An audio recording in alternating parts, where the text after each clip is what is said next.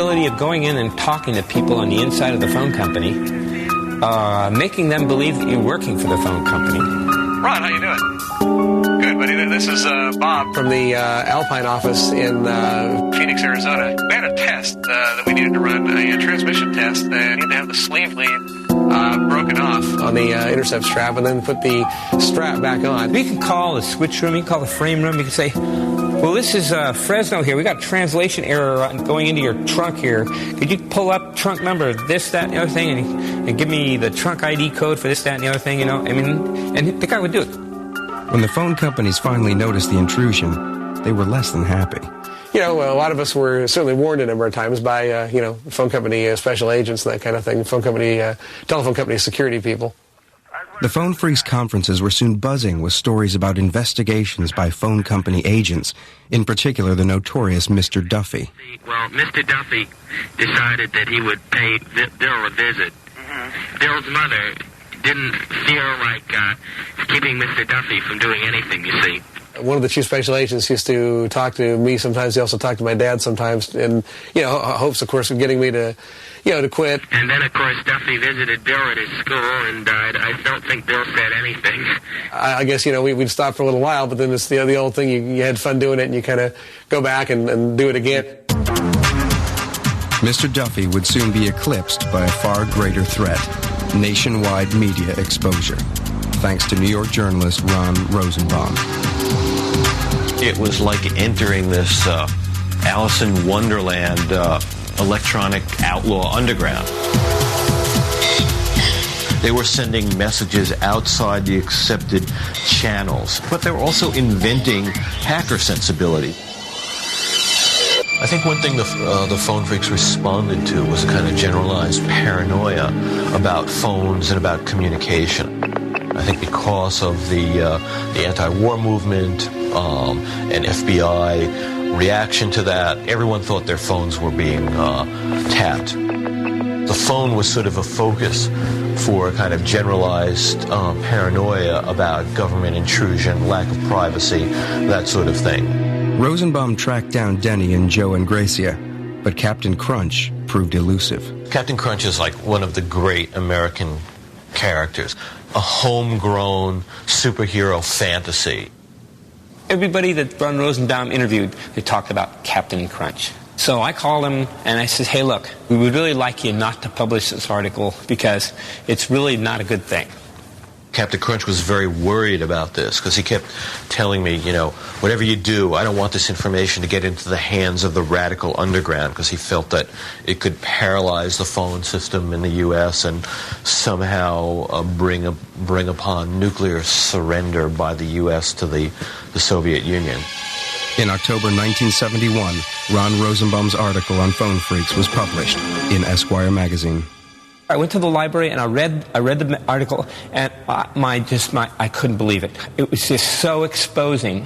I said, oh my God. And I knew right then and there that phone freaking I knew it was ended. I read it to Denny over the phone, the whole thing. And everybody got on a conference call. One of the last conference calls we had on, I read the article to everybody because they couldn't read it and they couldn't believe it. I said, you guys really screwed up. You guys shouldn't have let this guy talk to you. Shouldn't have given this guy all this information. After the Esquire article, everyone jumped on the bandwagon. Hey, everybody! Whose number is 237-4059? These parasites piled on afterwards, mainly for the idea of stealing, in some cases, just like youthful vandalism. Hey, I'm doing something wrong, isn't that cool? But in other cases, for profit. In our accelerated program to catch phone freaks, which is more successful all the time, we find that we detect people who are businessmen. We find private detectives, stockbrokers, automobile dealers. We've even found some members of organized crime. The backlash hit the pioneers of phone freaking as hard as it hit the parasites. The LA people got busted. The Seattle people got busted. The New York people got busted.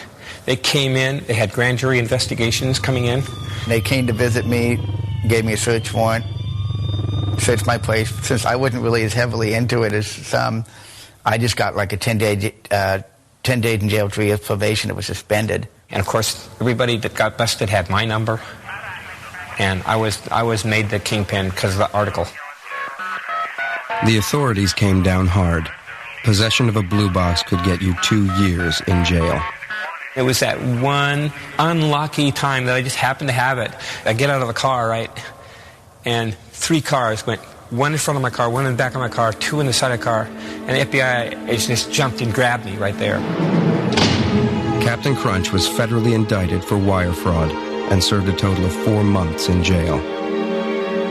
I was the black hat hacker, only for phones. I was like the bad, evil guy. Phone phreaking was dead, but not buried. A worldwide revolution in technology was about to explode, and Captain Crunch would be there to inspire a whole new generation of hackers. Hacking had begun as the playful exploration of the phone network, but this was all about to change with the invention of the personal computer, a revolution in technology inspired by the hackers themselves. Key to the whole revolution was a young engineering student called Steve Wozniak, whose world had been turned upside down by the Esquire article on blue boxing. It was the most amazing article I'd ever read.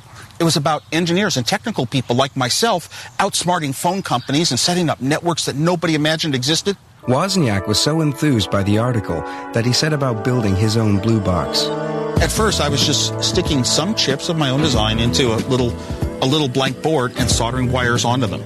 So when I got the blue box built, some of the tones were right and some were wrong. So we started looking for Captain Crunch. After his cover had been blown by Esquire, John Draper was trying to keep a low profile. He'd even stopped his occasional appearances on local pirate radio. Everyone said John Draper was Captain Crunch. So we put a call into the radio station. We asked for John Draper to call us. And they said, oh, he dropped out of sight right after the Esquire article. And we knew we had the right one. 10 minutes later, the phone rang. I said, oh, my God, this is bad news. It was him, and he said he'd come up to Berkeley to meet us in the dorm. And I felt like, like if you were bringing the president home. I kind of walked into this thing not really knowing what was going on. And wanted me to show him how to use the blue box. He just built it. This guy was supposed to be, in my mind, so suave with the girls. And when he showed up at the door, he didn't quite fit the image I had in my head. But he said, I am he, Captain Crunch. And I says, look, you guys, I really don't think I want to do this. He said, it's cool, it's cool. God, I felt like a hero.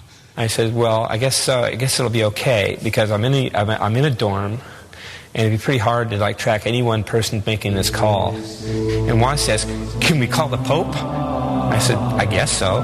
So I got the number to the Vatican, and we called the Vatican, and we asked for the Pope. And he said, well, the Pope's not available right now. It's like 4 in the morning. Started learning codes that night from John Draper and from other people, and techniques to use in talking operators into things, and started practicing on my own over the weeks and seeing what I couldn't accomplish. And I think I was kind of scared that I could get caught. A couple of weeks later, Wozniak's car broke down. Luckily, he and his college buddy Steve Jobs happened to have their blue box with them. We'll try to make a blue box call back to our friends in Berkeley because they can drive us home. And Steve made a blue box call, and the operator came on the line, and he hung up all scared. And I made the call again, and she came on the line, and he hung up. He was just scared, and a cop showed up. He was inside the phone with a box in his hand. Oh, my God. The cop probably thought we were like druggies because I had long hair. Steve managed to pass me the blue box, and I got it in my coat pocket. And said, what's this? Well, if you push the buttons, they all made tones. So I said, it's an electronic music synthesizer. The cop says, sounds out of tune to me. He says, what's the orange button for? That's the one you see phone lines with. So Steve said, that's for calibration. He said, well, it needs calibrating. This is scary. We knew we were caught. They got us in their car, 2 cops in the front seat, Steve and I in the back, and the cop in the passenger seat turned around. And the cop hands it back to Woz and says, a guy by the name of Moog beat you to it. The Moog synthesizer. While Steve Wozniak and Captain Crunch were messing about with phones, the big boys at the corporations in nearby Silicon Valley were making great advances in computer technology. But in the early 70s, computers were still vast impersonal machines, serving vast impersonal corporations. Computers were started,